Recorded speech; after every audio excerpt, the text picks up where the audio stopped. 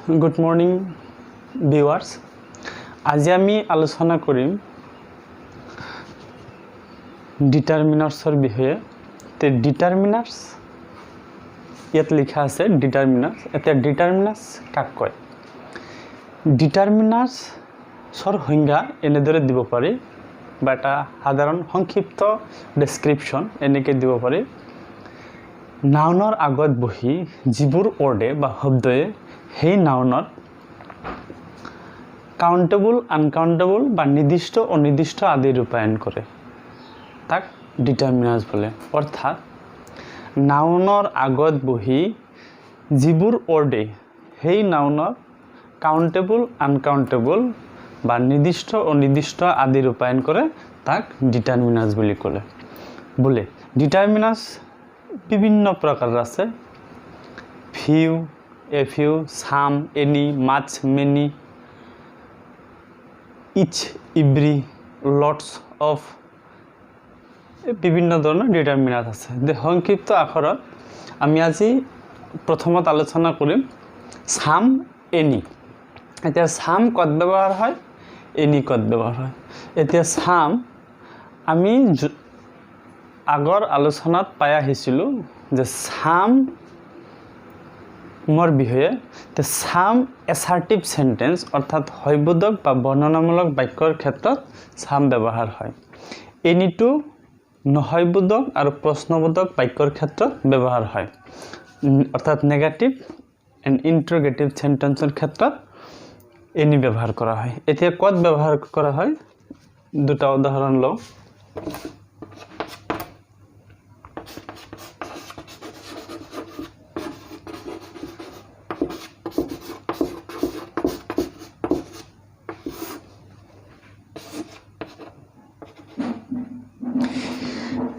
He has some books. তেওঁৰ কিছুমান কিতাপ আছে এই তেওঁৰ কিতাপ আছে কিমান কিতাপ আছে কিছুমান কিতাপ আছে এই বাক্যটো এসার্টিভ সেন্টেন্স অর্থাৎ স্টেটমেন্ট সেন্টেন্সৰ ভিতৰত পৰে সেই কাৰণে ইয়াত সাম ব্যৱহাৰ হৈছে এতিয়া নেক্সটত যাও এনি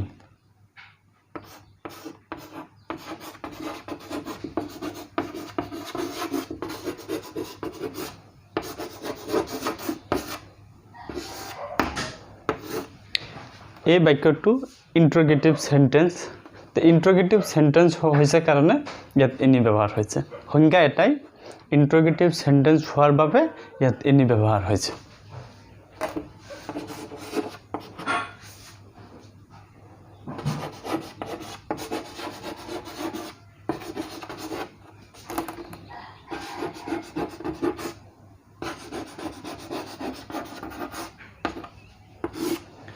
এই বাক্যটো নেগেটিভ হোৱাৰ বাবে এ নো থকাৰ বাবে এনি ব্যৱহাৰ হৈছে এই বাক্যটো প্ৰশ্নবোধক চিন ইন্টাৰোগেটিভ থকাৰ কাৰণে এনি ব্যৱহাৰ হৈছে আৰু এই বাক্যটোত নো অৰ্থাৎ নহয়বোধক হোৱাৰ বাবে ইয়াত এনি ব্যৱহাৰ হৈছে এতিয়া সাম আৰু এনিৰ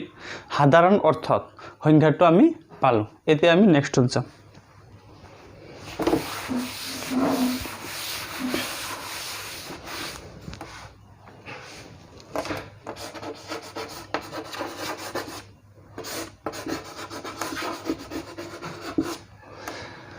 মাছ আৰু মিনি মাছ মিনি দুইটাই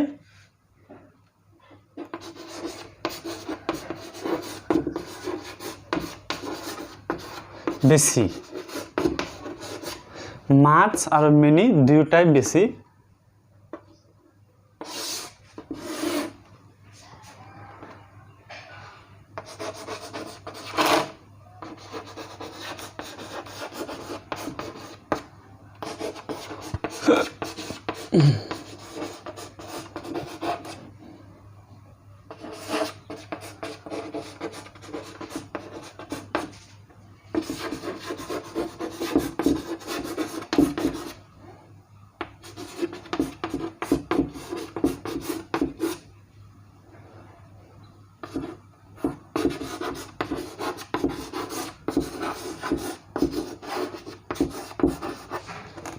এতে মাছ আৰু মিনি দুইটাই বেছি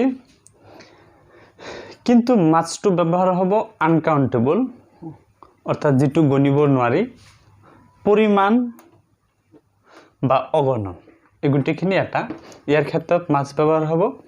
মেনিটো ব্যৱহাৰ হ'ব কাউণ্টেবল সংখ্যা বা গণনাবোধকৰ ক্ষেত্ৰত মেনিটো ব্যৱহাৰ হ'ব অৰ্থাৎ যিবোৰক জুলীয়া তাৰ ক্ষেত্ৰত মাছ যিবোৰ সংখ্যা অৰ্থাৎ গোটা সেইবিলাক হ'ল মিনি আমি দুটামান উদাহৰণ চাই লওঁ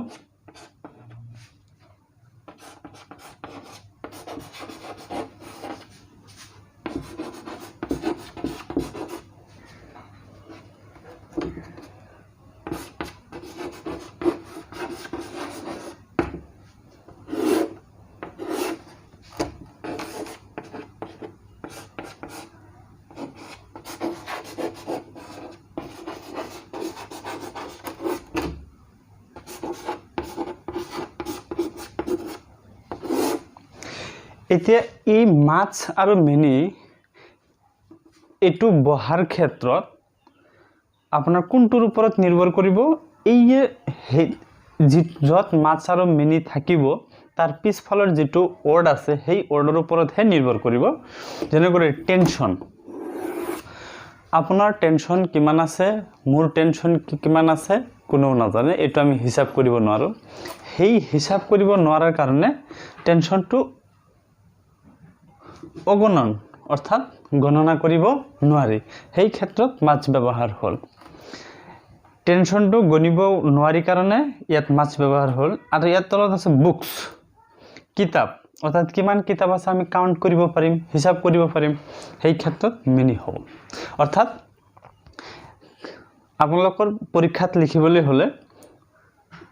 খালি ঠাইৰ পিছত যেটো ওয়াৰ্ড থাকিব সেই ওয়াৰ্ডটো কাউন্টেবল নে আনকাউন্টেবল অৰ্থাৎ পৰিমাণ নে সংখ্যা অৰ্থাৎ জুলিয়া নে গোটা এই ক্ষেত্ৰত হে নিৰ্ভৰ কৰিব এই মাছ আৰু মিনিটো ইয়াত গোটাও লিখিব পাৰি ইয়াত জুলিয়া লিখিব পাৰি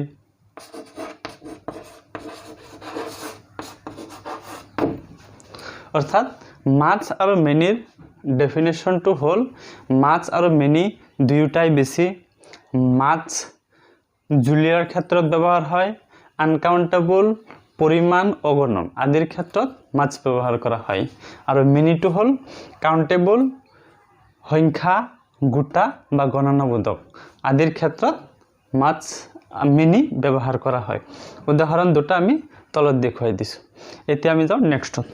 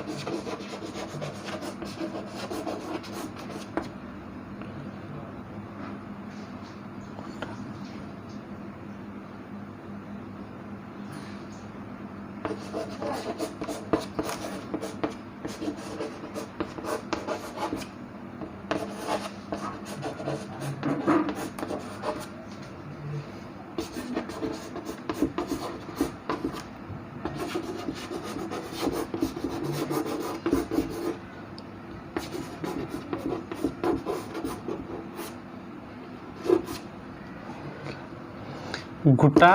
কাউন্টেবল সংখ্যা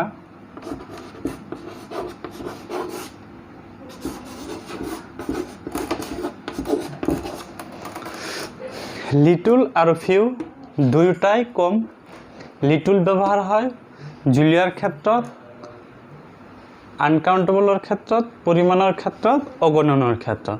আৰু ফিউটো ব্যৱহাৰ হয় গোটাৰ ক্ষেত্ৰত কাউন্টেবলৰ ক্ষেত্ৰত সংখ্যাৰ ক্ষেত্ৰত আৰু গণনাবোধকৰ ক্ষেত্ৰত অৰ্থাৎ লিটলৰ লগত মাছ তুলনা কৰিব পাৰি কিন্তু মাছটো বেছি লিটলটো কম ফিউৰ ক্ষেত্ৰত মিনি তুলনা কৰিব পাৰি মিনিটো বেছি ফিউটো কম কিন্তু ব্যৱহাৰৰ নিয়ম একে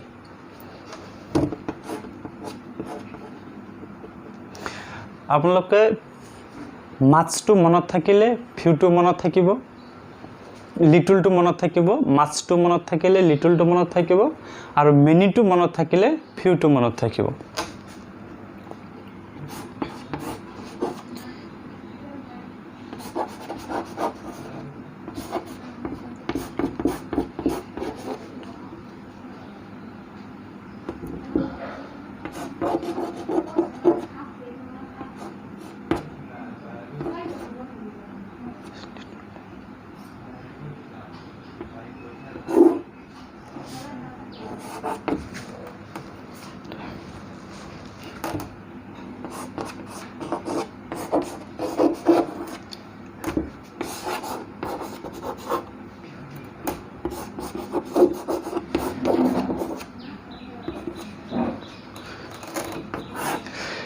এতিয়া